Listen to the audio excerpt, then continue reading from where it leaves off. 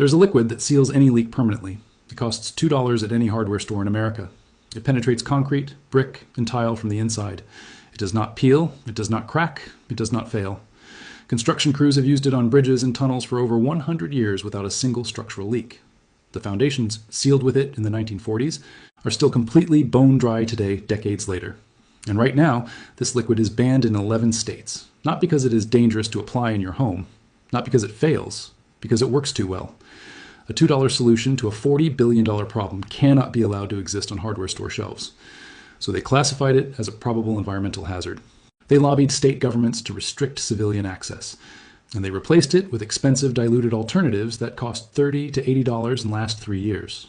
This is the story of coal tar sealant, the liquid that built America's infrastructure and was buried. Welcome to the Forbidden $2 Vault. If these secrets matter to you, subscribe and hit the bell. This is where we open the vaults that industry locked shut. In 1902, the city of Pittsburgh faced a crisis threatening to collapse its water system. Thousands of feet of underground pipes were actively leaking. The soil was saturated, the foundations were rotting through. A civil engineer named George Bartholomew proposed a solution. The construction industry had quietly known since the 50s: coal tar. A thick black liquid, byproduct of burning coal, used to waterproof wooden ships since before the Civil War.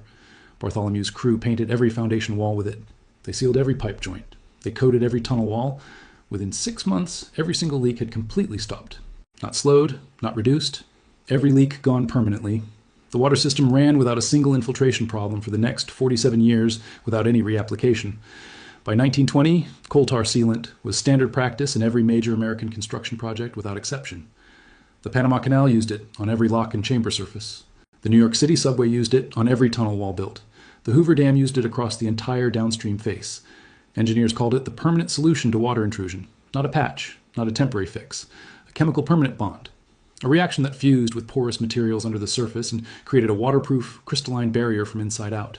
Here is the science that makes it chemically irreplaceable. Coal tar contains dense polycyclic aromatic hydrocarbons. When applied to concrete or brick, these compounds penetrate deep into the pores and react with moisture already present. They crystallize into a dense hydrophobic matrix in the wall. Water cannot pass through a crystallized internal surface. Not under hydrostatic pressure, not over decades of exposure. The barrier does not sit on top of the material like paint. It becomes a permanent part of the molecular structure itself.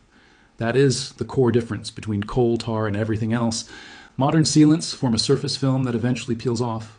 Coal tar forms a permanent internal structure that never fails.